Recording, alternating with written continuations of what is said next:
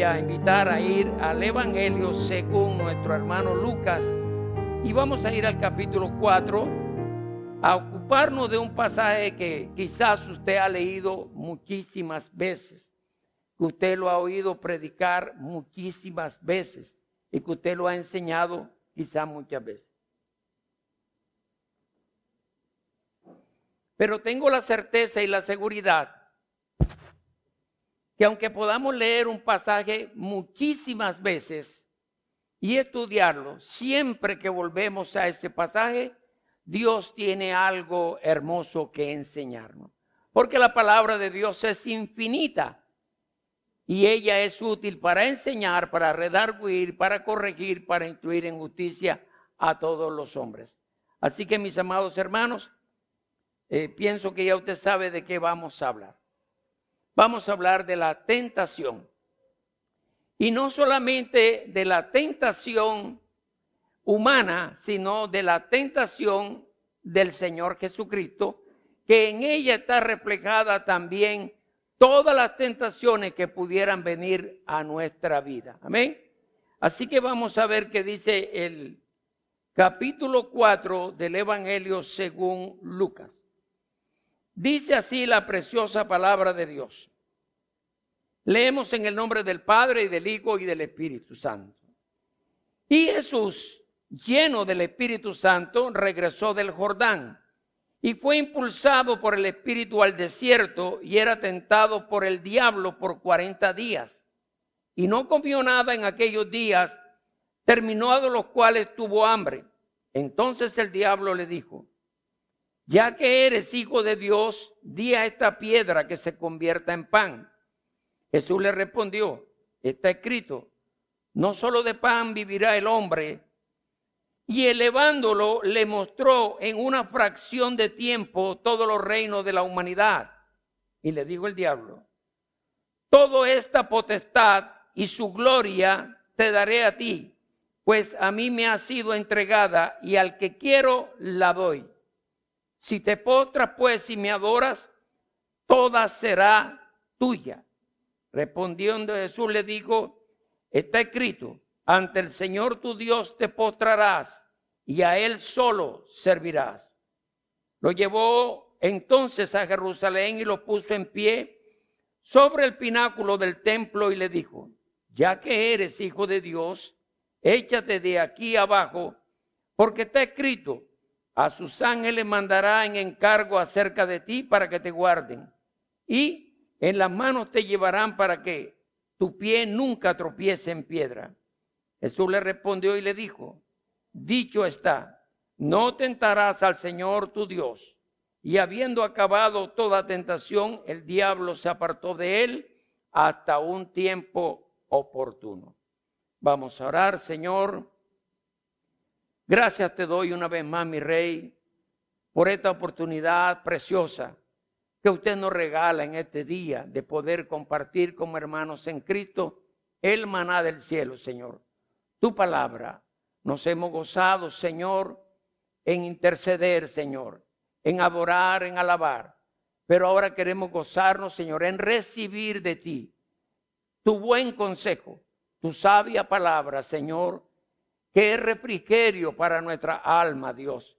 Te pido que hoy nos ayudes a disponer nuestro corazón para que esta palabra que va a ser expuesta bajo la guía de tu Espíritu haya cabida en el corazón nuestro, que podamos atesorarla como lo que ella es, la fiel palabra de Dios, Señor, y que podamos vivirla como lo que ella es, nuestro verdadero alimento espiritual. En el nombre del Señor Jesús, amén y amén. ¿Cuántos le pueden regalar un aplauso al Señor?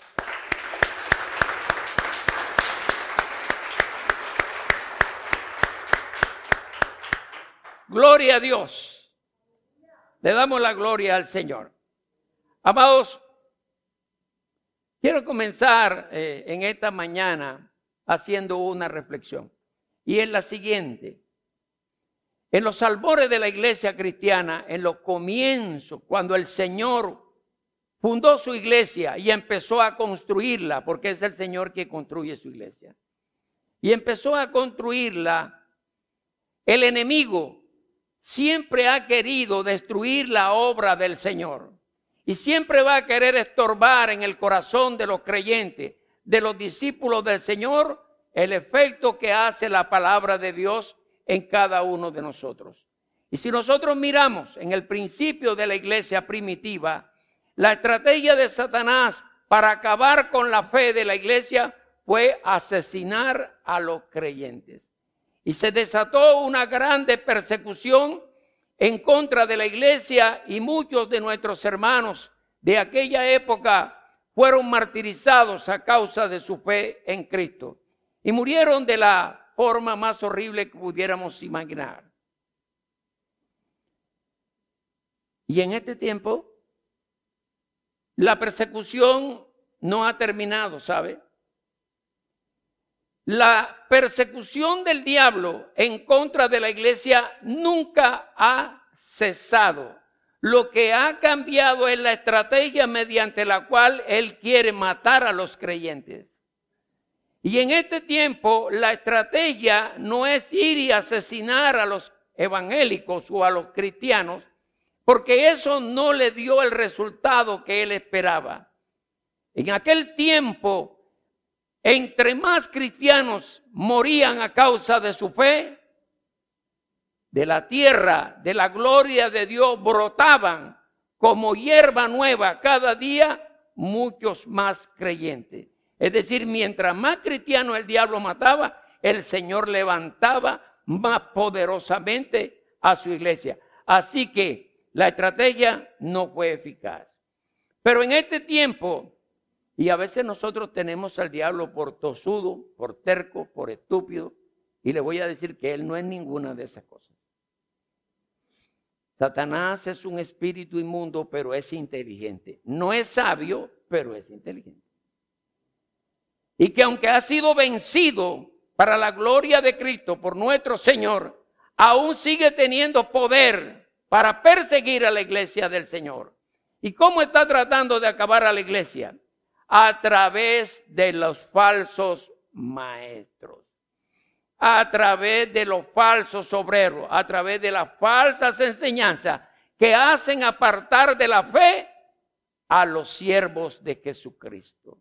Da lo mismo matarlos que hacerlos apartar de la fe. Entonces vemos que pareciera que en este tiempo el diablo está obteniendo muy buenos resultados y le está yendo bien, porque los falsos maestros, las falsas enseñanzas abundan en este tiempo más que en cualquier tiempo de la historia de la iglesia. Pero tengo una buena noticia. El Señor mismo dijo que las puertas del Hades no prevalecerán contra la iglesia. Y de eso es lo que quiero hablar en esta mañana. El ataque en contra de la fe de los escogidos de Dios no es desde ahora, mis hermanos. Eso ha sido desde siempre. Es más, se inició ¿dónde? En el huerto de Edén. Allí nuestros primeros padres fueron tentados a través de la sutileza de la serpiente para hacerlos apartar de la fe en la palabra de Dios, en lo que Dios les había enseñado a ellos desde un principio. Y vemos cómo el enemigo tuvo éxito al hacer apartar de la fe a nuestros primeros padres. Y esa fe estaba representada en tres cosas que aún permanecen en este tiempo y que permanecerá para siempre en la iglesia del Señor. Y esas tres cosas son, allí está representada nuestra fe. Obediencia, ¿a quién? A Dios. Adoración, ¿a quién? A Dios. Y servicio, ¿a quién? A Dios.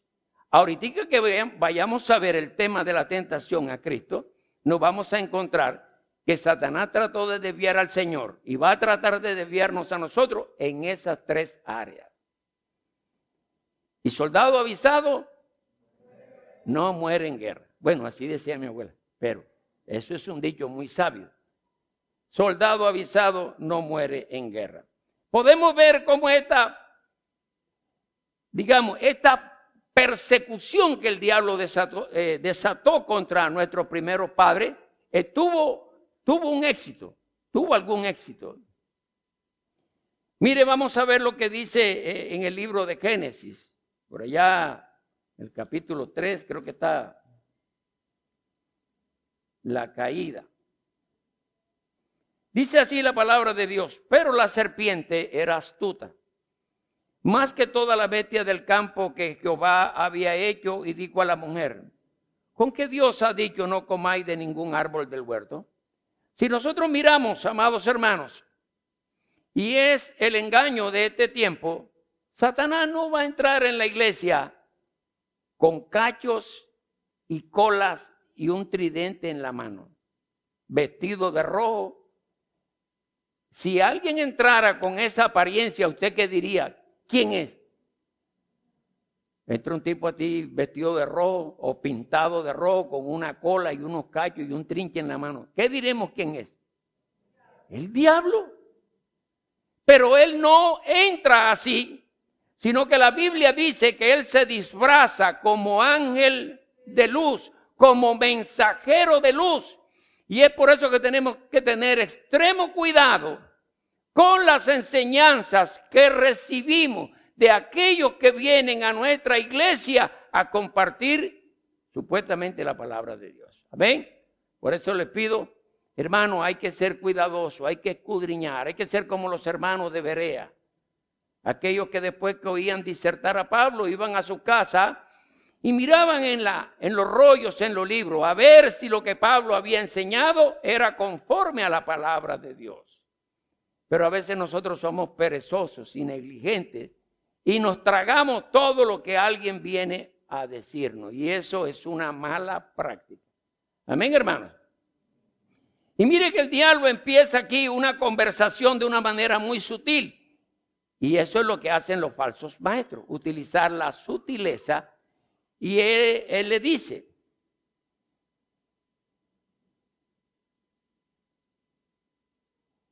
con que Dios ha dicho. O sea, mire la forma como se refiere a la mujer.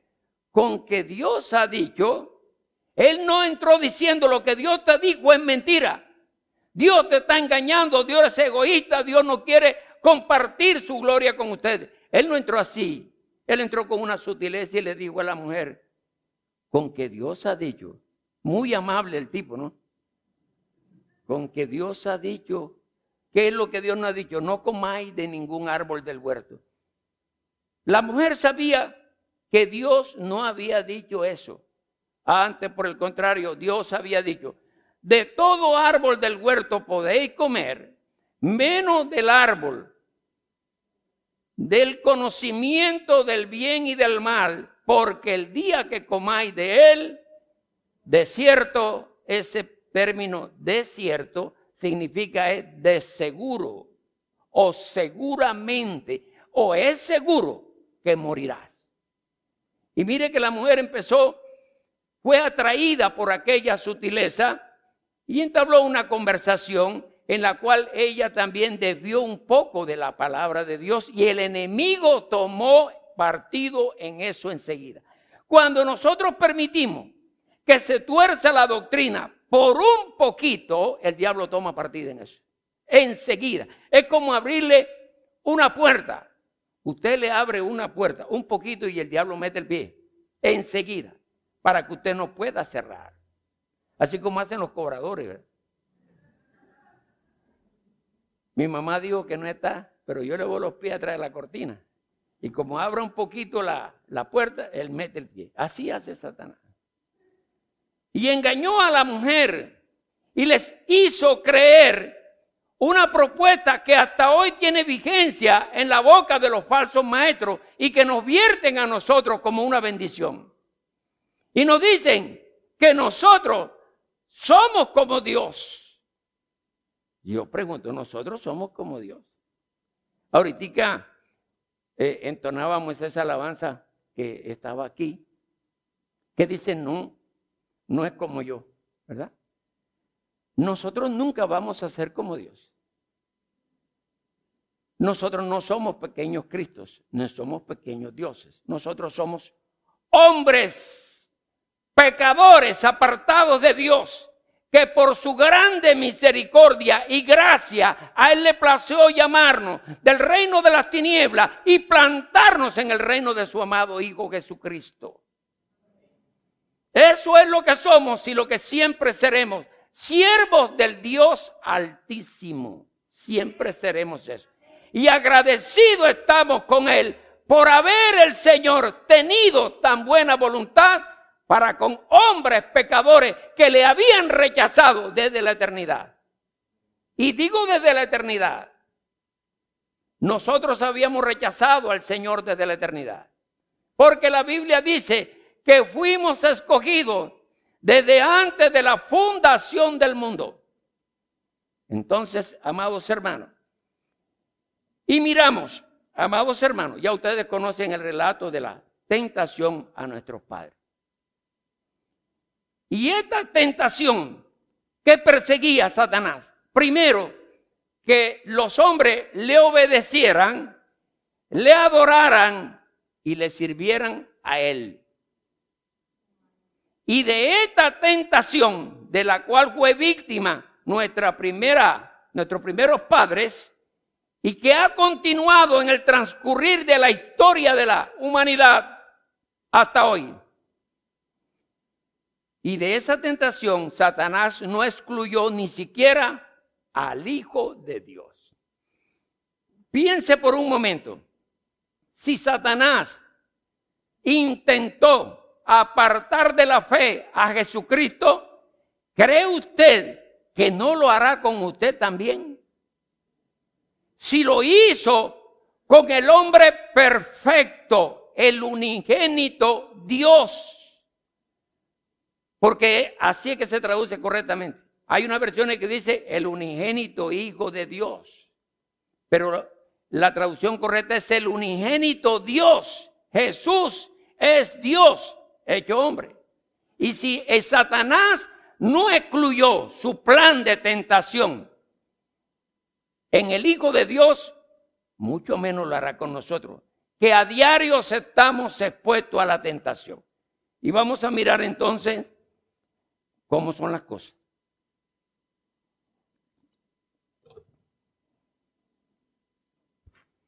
Miremos a ver, hermano, capítulo 4 de Lucas. El relato de la tentación está registrado en el capítulo 4 de Mateo, en el capítulo 1 de Marcos y en el capítulo 4 del Evangelio de Lucas. ¿Qué se llaman los evangelios sinópticos? ¿Por qué? Porque Mateo, Marcos y Lucas, su mirada estaba puesta en Jesús como hombre, en la humanidad de Jesús. En Juan no se encuentra porque Juan estaba centrado, era en la divinidad de Jesús. Mire que Juan presenta a Jesús como el Dios que se hizo hombre. Usted puede encontrarlo del capítulo 1, versículo 1 en adelante.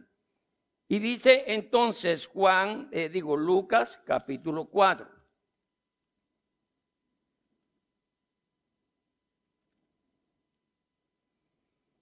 Y Jesús lleno del Espíritu Santo. Analicemos algo. Jesús acababa de ser bautizado en el Jordán por Juan.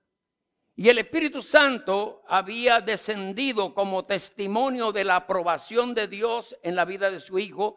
Y el Padre había testificado desde el cielo con su voz de que ese es su Hijo amado en quien su alma se complacía. Y Jesús estaba allí. No solo para ser bautizado, sino para ser lleno del Espíritu Santo. Y había un propósito eterno y divino. Y es expresado por Lucas, por Marcos y por Mateo. Y dice, y Jesús lleno del Espíritu Santo regresó del Jordán y fue impulsado por el Espíritu al desierto. ¿Cuál Espíritu? Por el Espíritu Santo. Entonces podemos ver algo allí. Jesús no buscó la tentación, ¿o sí? No. Era un plan de Dios. Y en el desarrollo de ese plan divino, eterno y perfecto, contemplaba la tentación del Señor Jesús como representante de toda la raza humana. Pero Jesús no buscó la tentación como a veces nosotros la buscamos. ¿O no? ¿Estoy diciendo algo que no debo decir? ¿No buscamos a veces nosotros la tentación? Sí, Señor. Bueno, al menos a mí me pasa. Para que usted no diga, no, es que los pastores, ellos no son tentados. Que no somos tentados. Somos humanos como cualquiera. Pero a veces cometemos el error de creer, como algunos dicen, no, yo tengo al diablo pisado. No, el diablo no está pisado. No, Señor. Él anda como león rugiente buscando a quien devorar. Y esa creencia absurda de que el diablo yo lo tengo pisado es lo que ha llevado al fracaso espiritual de muchos ministros y a muchos siervos de Dios. No comamos de ese cuento, comamos Biblia. No coma cuento, coma Biblia, mi hermano, porque es así. Y mire, y fue impulsado por el Espíritu al desierto y era tentado por el diablo por 40 días. 40 días de tentación, con un propósito. Pero para poder resistir la tentación del enemigo, se requiere estar lleno del Espíritu Santo de Dios.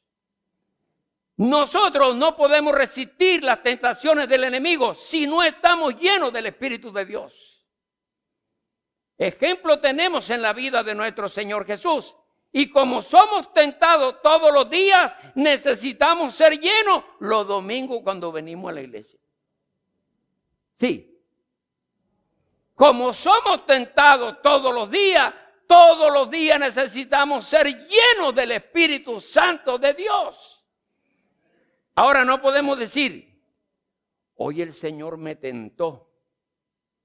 Así como llevó a Jesús para ser tentado, así el Señor me llevó. Y pasó una mona que era 90, 60, 90. Y eso fue el Señor. ¿Cómo así? ¿Qué dice Santiago? Cuando alguno es tentado, no diga que es tentado de parte de Dios, porque Dios no puede ser tentado y Él no tienta a nadie. El tentador es otro. Y siempre que Satanás nos tienta, lo hace con el objetivo de destruir nuestra comunión con Dios, de destruir nuestro carácter cristiano. Dios no nos tienta, Dios nos prueba. Y siempre que Dios nos prueba, lo hace con la intención de fortalecer nuestro carácter cristiano y nuestra comunión con Él. Siempre. La prueba nunca tiene otro objetivo, sino de fortalecer el carácter del creyente y esa comunión con el Señor. Así que cuando usted sea tentado, no diga que es de Dios, reprenda a la mona que va pasando. No, repréndase usted mismo, saque sus ojos de allí, dígale, Señor, ayúdame. Vino el diablo con cabello rubio, Señor. Sí, vino ese diablo así. Claro, él no se va a presentar con cachos y cola. No, él tiene sus siervos que andan por allí haciendo el mal. Y dice la palabra que estuvo por 40 días y no comió nada en aquellos días, al término de los cuales tuvo hambre. Una tentación terrible, 40 días. Hago una pregunta y la responderemos al final. ¿Cree usted que el Señor Jesús podía caer en pecado? No lo conteste, no diga nada. Medítelo, mastíquelo, rúmielo como hacen los rumiantes, las vacas. ¿Sabe cómo hacen las vacas? Las vacas comen, llevan a la boca, hacen un bolo, se llama bolo alimenticio, lo tragan, lo llevan al primer estómago y luego lo devuelven otra vez, vuelve y lo mastican y vuelve y lo llevan al estómago. Así tenemos que hacer nosotros con la palabra de Dios. llevarla a nuestro corazón y volverla a sacar para analizar lo que Dios nos habló, para obtener mejor alimento, más alimento. Eso se llama meditar en la palabra de Dios. Entonces, mire usted, ¿qué sucedió? La misma sutileza que Satanás utilizó para tentar a Eva, para engañar a Eva, porque quien fue engañada fue Eva. Adán no fue engañado. Pablo dice que Adán no fue engañado. Quien fue engañada fue. ¿Y por qué Adán pecó? Porque se solidarizó con el pecado de su mujer. Bueno, y mire usted, la misma sutileza. Y estaba el Señor en aquel monte sabiendo lo que había de suceder en su vida y sabiendo el plan que Dios estaba desarrollando a través de él. Y llegó el tentador y le dijo, ¿qué le dijo? Entonces el diablo le dijo, ya que eres hijo de Dios, como dice la versión Reina Valera, por favor alguien que lo lea, porque yo estoy leyendo la Biblia textual.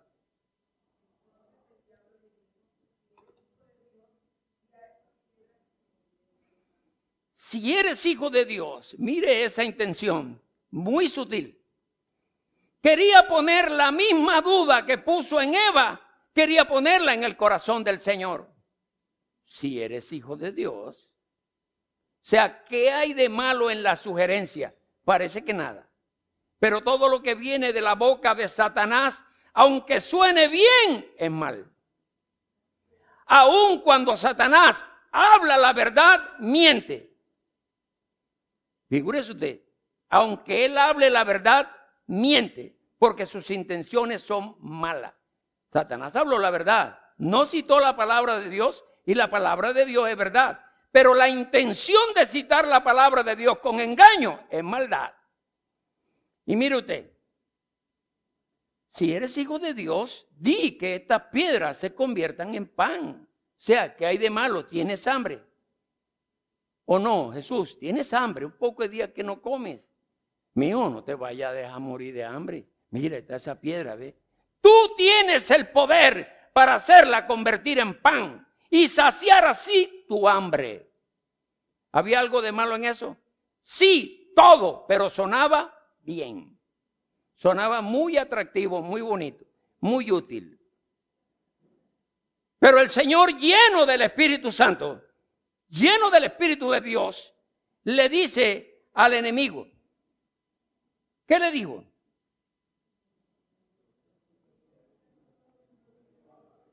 Está escrito. Aquí vemos la importancia de que en nuestro corazón esté siempre presente la palabra de Dios. Nosotros no podemos argumentar contra el engañador con nuestras propias palabras, sino con las palabras de Dios.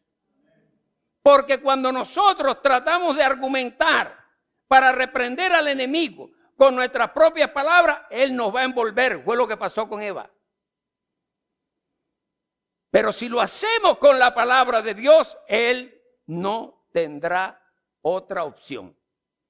Y mire que lo siguió intentando. Y el Señor le dijo, no solo de pan vivirá el hombre, sino de toda palabra que sale de la boca de Dios. Ahora, mire usted, si el Señor hubiese accedido, en el caso hipotético de que hubiese accedido, el Señor hubiese dejado de confiar en Dios, porque había utilizado su poder divino para suplir su necesidad y había dejado de lado la palabra de Dios que le había sido dada. Y es que no solo de pan vivirá el hombre. Y si el Señor hubiese accedido, hubiese violado lo que dice Deuteronomio capítulo 8, versículo 3. ¿Qué dice Deuteronomio 8:3? A ver, alguien que lo lea. Ponga su Biblia ahí en su mano y léalo, por favor.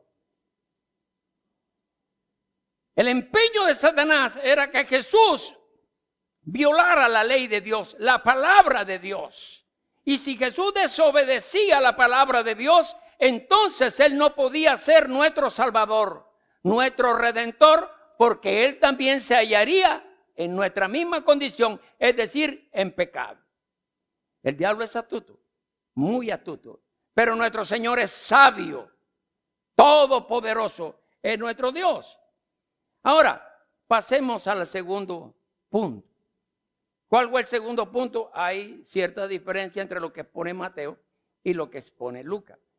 Mateo no lo expone en el mismo orden en que lo expone Lucas, pero el asunto es el mismo, porque los tres argumentos de Satanás están contemplados tanto en Mateo como en Lucas. Y mire lo que dice. La segunda tentación le dice, y elevándolo le mostró, yo les aconsejo que no se casen con una sola versión bíblica. Hoy tenemos mucha facilidad de los que tienen internet, los que tienen un teléfono inteligente, los que tienen un iPad, un teléfono, un computador personal, tienen la oportunidad de bajar muchas versiones de la Biblia. Son herramientas muy útiles para nosotros. A mí me gusta y la que más manejo, la que más leo es la versión textual en su primera edición, ya va por la cuarta edición.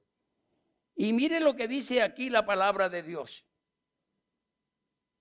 Y elevándolo le mostró en una fracción de tiempo, es decir, eso fue así. Lo llevó a un lugar, a un monte alto, dice Mateo. Lo llevó a un monte alto y desde allí le mostró, dice Lucas, en una fracción de tiempo así. Eso fue un panorama así. Le mostró todo el imperio romano. ¿Sí? Todos los reinos de la tierra. Todos. Pero fue en una fracción de tiempo. Y así el diablo quiere deslumbrarnos a nosotros en una fracción de tiempo para hacernos tropezar y caer. ¿Y qué le mostró? Los reinos de este mundo. Los reinos de este mundo. Bueno, vamos a ver. ¿Qué tengo yo por acá? Es decir, los reinos de este mundo, reinos establecidos por hombres, no son reinos establecidos por Dios. Todos los reinos de este mundo fueron establecidos por el diablo. Todos. La Biblia dice que el mundo está bajo el poder del maligno. En ese mundo no cabe la iglesia. Cuando dice mundo se refiere a los sistemas de gobierno que rigen la sociedad mundial. Y estos reinos que establecieron los hombres en pecado y guiados por Satanás, de verdad que son gloriosos. Porque el diablo le mostró, ¿qué le mostró? Léalo en la Reina Valera, por favor. ¿Cómo dice?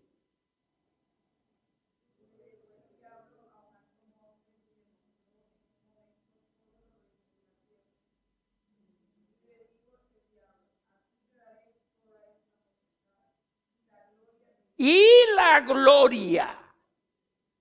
Y la gloria. Imagínense usted, mis hermanos, todos los reinos de este mundo establecidos por hombres fueron dirigidos por Satanás. Porque los poderes, como dice potestad, poderes y gloria fueron establecidos por el diablo desde un principio. Si no analice usted los sistemas de gobierno de este mundo, están establecidos bajo ¿qué? Bajo el poder de la fuerza bruta y bajo las intrigas de la política. Hoy miramos hacia Ucrania, lo que está sucediendo con Rusia, lo que está sucediendo en Afganistán y lo que está sucediendo en muchos lugares del mundo. Cómo hay intriga política, fuerza bruta que se utiliza para someter una nación a otra. Esos son los reinos de este mundo. Y él se lo mostró así por un instante al Señor para deslumbrarlo. ¿No se lo ha mostrado a la iglesia también? ¿Qué nos ha hecho creer a Satanás? Bueno, a nosotros no. A muchos creyentes. Si usted mira, por ejemplo, desde la Edad Media, la iglesia católico romana ha pretendido que ella es la reina, la que gobierna esta humanidad. porque ella es la representante de Dios en la tierra. Y ella ha tenido un poder político, militar y de toda índole, económico sobre la tierra. Y ella se proclama como la que gobierna este mundo. Mas nosotros decimos, nuestro reino no es de este mundo. Nosotros somos ciudadanos del cielo, desde el que esperamos al Señor Jesucristo que venga a establecer su reino. Así que aquí la iglesia no reina. Nosotros vivimos en un reino. La iglesia es el reino espiritual de Dios en la tierra. Porque la Biblia dice que fuimos desarraigados. Mira el término que se utiliza en la Biblia. Fuimos desarraigados. ¿Qué es desarraigar? Es tomar por la fuerza y arrancar. Y dice que fuimos trasplantados al reino de su amado Hijo Jesucristo. O sea que sí pertenecemos a un reino. Pero nuestro reino no es de este mundo. Nuestro reino es un reino espiritual en el cual Cristo es la cabeza. Él es el rey. A su nombre le damos toda la gloria a Dios. Vamos a mirar si es verdad que los reinos de este mundo tienen su origen en Satanás. Vamos a ir al libro de Génesis capítulo 10 y vamos a mirar el verso 8 hasta el 10 más o menos. Dice Génesis capítulo 10 versículo 8, leo para ustedes. Cus también engendró a Nimrod, el cual comenzó a ser poderoso en la tierra. Él fue intrépido cazador, enfrentado a Dios. Por esto se dice como Nimrod, intrépido cazador enfrentado a Jehová. El principio de su reino fue Babel, Erec, Accad y Calné, en tierra de Sinar. De aquella tierra, siendo fortalecido, salió y edificó a Nínive, Rehobot, Cala y Resén, entre Nínive y Cala, la cual es la gran ciudad. Lo que leemos ahí no dice mucho. Pero si usted estudia la historia, va a encontrar que la Reina Valera dice, y todas las versiones bíblicas, que Cus, uno de los descendientes de Noé, engendró a un hombre llamado Nimrod. Hay que averiguar quién es Nimrod. Y Génesis nos dice que fue, versión Reina Valera dice, poderoso cazador delante de Jehová. Ese término poderoso, del hebreo al español, lo que se traduce es enfrentado a o en oposición a. Es decir, que con este hombre se inició una posición por querer establecer un reino humano. Y mire que él estableció un reino. Dice que el principio de su reino fue, entonces tuvo un reino. El principio de su reino, él fue un rey que se enfrentó a Dios. El principio de su reino fue Babel. Babel significa confusión. O sea que los reinos humanos se iniciaron en confusión. Porque los hombres desconocieron el poder de Dios y su palabra y se enfrentaron a Dios. Y lo sacaron de su vida. Como hemos visto que está sucediendo en este tiempo. En este tiempo hemos sacado a Dios de la universidad, del colegio, del trabajo, de la casa. Todo. Hoy no quieren a Dios en ninguna parte. Solo cuando hay guerra, entonces ¿qué? Ay, Dios, por favor. Y dice la palabra de Dios que este hombre fundó 10 ciudades. Y este hombre fue un hombre cruel que se enfrentó a Dios. Y dice la palabra, y de allí salió fortalecido. Fundó 5 ciudades y se desplazó por toda la llanura de Sinar, donde era Babilonia, y estableció otras 5 ciudades. ¿Quién fortaleció a Nimrod? De hecho, no fue Dios, porque él estaba enfrentado a Dios. ¿Quién lo fortaleció? Pues el diablo. El diablo fue el que lo fortaleció y lo hizo un hombre fuerte y poderoso. Fue el primer hombre poderoso sobre la tierra que fundó un reino. Y de allí se han derivado todos los reinos de este mundo. Todos. Y han pasado muchos sistemas de gobierno. Hoy vivimos en una democracia, entre comillas. No vivimos en una... Casi todos los países del mundo tienen una democracia, que no es realmente una democracia. Y a veces en nosotros, permíteme que toque un punto, aunque yo no hablo de política partidista, no participo en política partidista. Mi respeto a lo que lo haga, no me meto en eso. Pero es mi creencia. Si yo sé por la palabra de Dios que los reinos de este mundo fueron iniciados en rebeldía contra Dios por un hombre que fue fortalecido por Satanás y que esos sistemas de gobierno han sacado a Dios de la vida humana y han prevalecido hasta hoy, ¿cómo yo podría participar en política? En política partidista. En política partidista. ¿Qué dice la palabra de Dios? Y no participéis en las obras infructuosas de las tinieblas, sino más bien reprendedlas. ¿Sí o no? Todos los sistemas de gobierno de este mundo son corruptos, son malvados, son guiados por el diablo. ¿Cómo puedo yo ser siervo del Señor y ponerme del lado de los malvados? ¿Qué dice la palabra de Dios? ¿Qué compañerismo hay entre Cristo y Belial? ¿Qué compañerismo entre la luz y las tinieblas? ¿Qué parte del creyente con el incrédulo? Ninguna.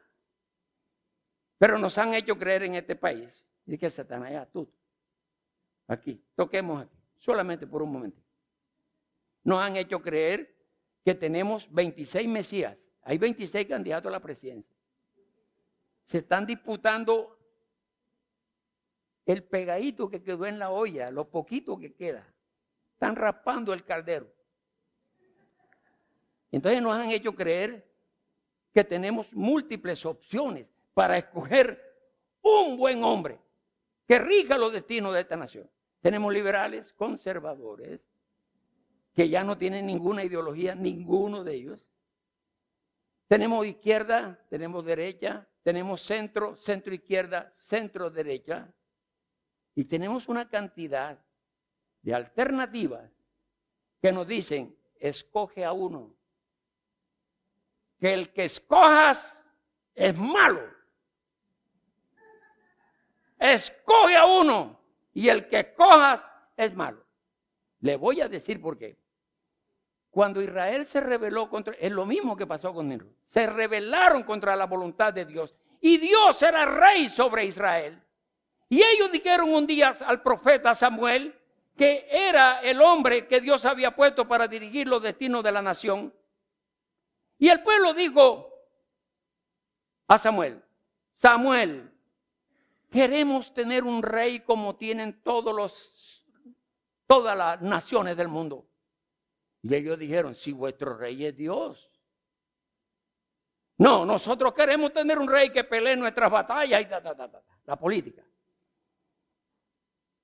Y Samuel fue delante del Señor y le dijo, me sacaron de taquito, me dieron la patada. Ya no me quieren como juez, ahora quieren un rey. Y el Señor le dijo, ¿quién te dijo que te sacaron a ti? A ti no te sacaron, me sacaron a mí. Porque yo soy el rey de Israel. Y el Señor le dijo, adviérteles que el rey que ellos escojan, no lo escogió Dios, hará esto. Cogerá tus buenas mujeres y las cogerá para él. Cogerá tus mejores tierras y para él. Tus mejores caballos para él. Tus hijos serán de él. Todo será de él. Papá Estado, todo es del Estado. ¿Y qué dijeron ellos? No, queremos un rey. Entonces el Señor les dijo, dales un rey. Pero mire que el Señor no dijo, dale a Saúl. El Señor dijo, dales al rey que piden. Pero Dios no nombró un hombre. Él dijo, dales un rey. ¿Por qué? Sabía Dios que el que escogiera era lo mismo. Iba a suceder lo mismo porque Él dijo, el rey que reinará sobre ellos hará esto y esto y esto. A cualquiera que escogiera. Y entonces Dios dijo, ponga a Samuel. A Saúl, perdón. Y así estamos nosotros peleando. Y vemos en este tiempo, no sé si aquí ocurrirá, Dios quiera que aquí no ocurra, que en muchas iglesias cada 4 años para este tiempo hay como cierta animadversión entre hermanos. Porque este le va a fulano y aquel le va a mengano y aquel es de sultano. Y estamos como en los tiempos de la iglesia primitiva. Yo soy de Apolo, yo soy de Pedro, yo soy de Cefa, yo soy de Juan. No, nosotros somos de Cristo. A su nombre. A su nombre.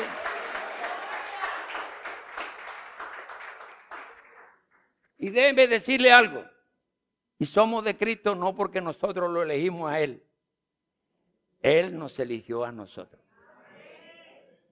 Mire usted eso. Él nos eligió a nosotros. Bueno, dejemos a esos políticos quietos. Dejemos a esa pobre gente quieta. Ellos necesitan al Señor también. Pero mire usted, Satanás ofreciéndole los reinos de este mundo. Cristo no necesita los reinos de este mundo. Son los hombres los que necesitan ver el reino de Dios. Son los hombres los que necesitan entrar en el reino de Dios. No es que Cristo necesite entrar en nuestro reino. Nosotros necesitamos entrar en su reino. Y eso es lo que el diablo está ofreciendo. Pero el Señor dice que no. Nosotros necesitamos entrar en su reino. Y mire que hasta la iglesia se ha contaminado con eso. Muchos dicen, nosotros vamos a establecer el reino de Cristo. Hay una doctrina que se llama el reino ahora. El reino ahora. Es decir, la iglesia cristiana es la que está reinando. Cuando nosotros alcancemos todas las naciones, que no la vamos a alcanzar. Todas las naciones. Entonces Cristo viene y nosotros le entregamos el reino. Señor, conquistamos la tierra, te entregamos el reino a ti. ¿Dónde dice eso la Biblia? En ninguna parte. En ninguna parte. Pero no, muchos están creyendo ese cuento. Es lo mismo que hizo Satanás. Si me adoras, te entrego todos los reinos. No, mi hermano. Cristo va a venir a su nombre. Y Él va a establecer su reino sobre esta tierra. Y su reino será impuesto. Óigame, será impuesto con vara de hierro. No es que los hombres lo van a recibir y van a aceptar su reino. Es que Él lo va a imponer.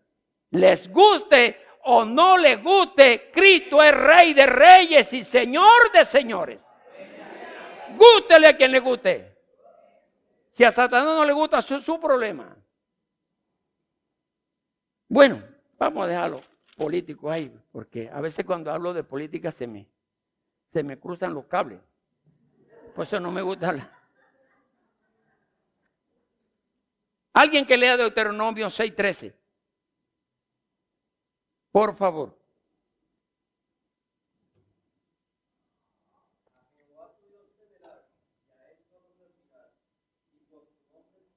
Vea usted. ¿Qué era lo que quería Satanás? ¿Cuál era el intercambio? Si me adoras, te daré todos los reinos. ¿Qué dice la ley de Dios? Que solo a Jehová, por Él solamente juraremos, por Él solamente serviremos, que a Él solamente adoraremos. Lo que quería era desviar a Cristo. Y aunque no lo logró, todas las veces que hubo tentación, Cristo salió victorioso. Y su victoria es nuestra. Podemos vencer la tentación del enemigo porque Él venció. Y esa victoria de Él es nuestra victoria. Él nos la ha dado a nosotros. Amén. Así que no digamos, es que no quise. Más bien, no es que no aguanté la tentación. No. Es que a veces nosotros nos metemos en problemas. Nosotros mismos buscamos las cosas. Muchas veces. Y vino el tercer punto de la tentación. Y entonces lo llevó a Jerusalén y lo puso en el pináculo del templo. Allá arriba, en el copito de la iglesia de San Roque. Allá. Y le dijo, mira, ve. Si eres hijo de Dios, como lo ha demostrado hasta ahora. Pero yo quiero mirar algo que dice aquí, en la versión esta. Las 2 primeras veces Satanás dijo, si eres hijo, En la tercera vez le dijo, ya que eres hijo de Dios.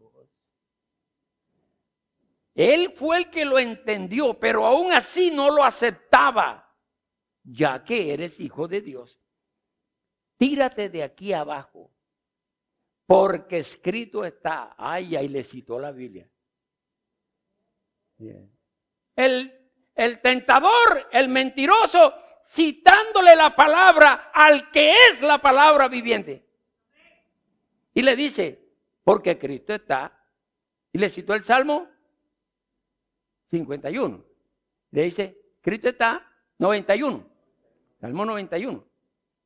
A sus ángeles mandará cerca de ti para que te sostengan en sus manos para que no tropieces con tu pie en piedra.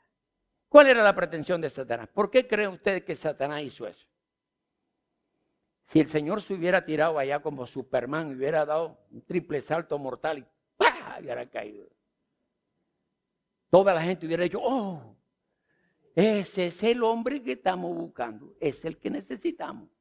Se tiró de 200 metros y no le pasó nada, ese es nuestro hombre, es el que necesitamos. Satanás quería inducir a Jesús a hacer un milagro espectacular. ¿Sabe una cosa? Jesús ni sus discípulos nunca hicieron un milagro espectacular. Nunca. ¿Qué es un milagro espectacular? Un milagro espectacular es aquel que se presta para el espectáculo y satisfacer el morbo de la persona. Satanás le estaba diciendo, tírate y te van a recibir enseguida. Y vas a llegar al reino de una vez. Pero Jesús eligió otro camino. Jesús eligió el camino angosto para llegar al trono. Él eligió la corona de espinas para llevar por siempre la corona de rey. Pero Satanás quería mostrar algo espectacular. Jesús nunca hizo un milagro espectacular. ¿Cuál fue el primer milagro que hizo el Señor, según la Biblia? Convirtió el agua en vino en la boda de Caná. ¿Lo digo o no lo digo? Señor, ¿tú qué dices? Bueno, yo lo voy a decir. Jesús convirtió el agua en vino y nadie supo que fue Jesús, a excepción del maestresala. ¿Qué dijo el Señor? Tomen estas tinajas que están allí, llénenlas de agua hasta arriba. Y después le dijo, saca un poco y llévalo al encargado. Ellos dijeron, este es el mejor vino. Ya se había acabado el vino. ¿Por qué hizo un milagro? Porque había una necesidad. Se había acabado el vino. Había una necesidad. Los otros milagros. ¿Por qué sanó los ojos del ciego? Porque tenía una necesidad. ¿Por qué levantó al paralítico? Porque tenía una necesidad. ¿Por qué sanó al leproso? Porque tenía una necesidad. ¿Qué más? Enumeren los milagros de Jesús. La mujer del flujo de sangre, había una necesidad. Siempre Jesús hizo un milagro para suplir una necesidad. Nunca un milagro espectacular. Lo mismo hicieron los discípulos. Pero hoy encontramos por allí a un charlatán que anda por el mundo entero, que lleva una botella de agua y se la da a alguien. Esa botella de agua. Y después, no voy a tomarme el tiempo de describir el espectáculo, porque ustedes lo han visto. Y luego él convierte el agua esa en vino. ¿Cómo lo hace? Ahí hay unas explicaciones científicas de cómo se hace, de cómo se puede convertir el agua, no en vino, sino en agua color vino. Porque lo extraño del caso es que este señor convierte el agua en vino, pero nadie la bebe. Jesús se dio que se bebiera toda la gente que fue a la fiesta. Y nadie se murió. ¿Por qué ellos no se toman el agua esa que convierten en vino? Porque no es vino, es veneno. Ahora, ¿cuál es la pretensión de ellos? ¿Qué necesidad suplieron allí? Ninguna. Si yo vengo aquí y digo, bueno, voy a convertir esta agua en vino. ¿Quién de ustedes tiene necesidad de tomar vino? Ninguno. Eso se llaman espectáculos. Y eso sí le gusta a los cristianos. Uy, esos cristianos ven una cosita y ellos Mejor dicho, lo traen de allá, lo alojan. Y mejor no digo nada. Dios mío, uno se queda pasmado. Señor, ¿dónde está el discernimiento? Padre Santo, ¿por qué no estudiamos tu palabra? Por eso es que nos engañan. Y entra Satanás convirtiendo el agua en vino en la iglesia y nosotros nos morimos de la risa. Ay, y lo felicitamos y tal. No, mi hermano, así no es. Y mire usted, si Jesús se hubiera lanzado, ahí le dejo otra pregunta. ¿Qué hubiera pasado con Jesús? ¿Se había estortillado contra el piso? Sí, Señor. Sí, Señor. Y eso es lo que Satanás quería, verlo reventado contra el piso. Pero el Señor, que es toda sabiduría, porque Cristo fue hecho para nosotros sabiduría. ¿Qué le digo? ¿Cómo? Termine de leer, hermano. ¿Cómo dice? Vete, Satanás. Exacto. Si Jesús se hubiera lanzado, hubiese violado la ley de Dios que está en Deuteronomio 6:16. ¿Cómo dice Deuteronomio 6:16?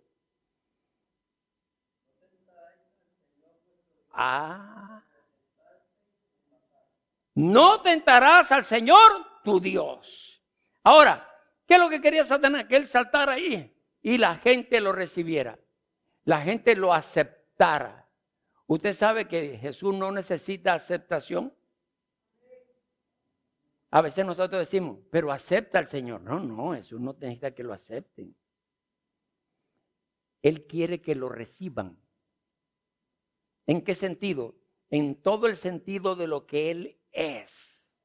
Que lo reciban como Dios, como Señor, como Rey de Reyes, como Alfa y Omega, como el Redentor, como el Cordero de Dios, como el Salvador del mundo. Porque la Biblia dice, más a los que le recibieron, le fue dado poder de ser hechos hijos de Dios. Y eso somos nosotros. Va la pregunta entonces, que dejamos allí. Sí, dejamos una pregunta. ¿Cree usted que Jesús podía haber fallado ya que fue tentado? Déjeme decirle que no. No podía fallar. ¿Sabe por qué? Porque Él es el unigénito Dios que no puede ser tentado por el diablo. Es decir, que no puede acceder a la tentación en el pecado. No podía. Y por eso nuestra salvación es segura. Porque nuestro mediador, nuestro Salvador, no podía fallar. Los hombres fallan, pero Dios no falla. Su plan es perfecto. Su plan es sublime, infalible. De ahí la seguridad de nuestra salvación. Ahora, ¿para qué fue tentado entonces? Para demostrarnos a nosotros, como iglesia, primero, que Satanás no es omnisciente. Y sabe que a nosotros nos metieron desde niños. No digan nada porque Satanás está oyendo. Que el diablo está atrás de la puerta. Y que toco madera. Y yo me acuerdo cuando yo era niño. Cuando alguien inventaba la palabra diablo, tenía que tocar madera. Es normal que esté de madera. Sí, porque nos hicieron creer que Satanás estaba en todas partes, que era omnipresente y que era omnisciente. Déjeme decirte que no lo es. Es un ser creado con todas las debilidades de la creación. Que tenga poder, eso es otra cosa. Pero nunca a la altura de Dios. Nunca. Entonces déjeme decirle, para mostrarnos a nosotros que Satanás no es invencible, que Satanás es falible y que Satanás está vencido porque nuestro Señor lo venció en todo. ¿Y para qué más? Para mostrarnos a nosotros que usted y yo tenemos un Salvador suficiente, eficiente, impecable, infalible, todopoderoso y eterno Redentor de nuestra vida. Ese es nuestro Señor. Aquel que fue tentado en todo, pero sin pecado. ¿Qué pretendía Satanás? Para terminar, que el Señor le obedeciera, que el Señor le adorara y que el Señor le sirviera. Y sabe que Satanás va a tratar de golpearnos a nosotros en esas tres áreas. Satanás va a procurar que usted y yo no le obedezcamos a él. Él va a procurar hacerlo, desviarnos a nosotros de nuestra obediencia a Cristo Jesús. Y va a tratar de apartarnos de la genuina adoración a Dios. Porque sabe que hoy todo lo que vemos como adoración no adora a Dios. No, Señor. A veces creemos que adoración es cantar o es tocar. De hecho, eso hace parte de la adoración. Sí, ¿verdad? Pero ¿sabe qué es adoración? Es obediencia. Eso es adoración. Y Satanás va a querer apartarnos a nosotros de que le sirvamos a Dios con gozo y con alegría. Satanás va a poner en nuestro pensamiento de que servir a Dios es una carga. Y no es una carga, es un gozo. Servir a Dios en cualquier área que a Él le haya placido colocarte para su servicio debe ser motivo de gozo para ti. Por eso el Padre desde el cielo dijo: ese es mi Hijo amado, en el cual mi alma se complace. ¿No cree usted que Dios quiere decir lo mismo de nosotros? Amado, cuídese del enemigo. Procure no entrar en tentación, porque a veces la tentación no viene, nosotros entramos. Y cuando venga la tentación, acuérdese de que el tentador ha sido vencido y que la victoria es nuestra. Procuremos estar llenos cada día del Espíritu de Dios para poder resistir los embates de la tentación. Porque quiere que le diga una cosa, mi hermano. La tentación es dura. Y la Biblia dice, el espíritu está dispuesto, pero la carne es débil. Entonces, procure no meterse en problemas. Haga de su expresión de fe el pan diario de cada día. Obediencia, adoración y servicio.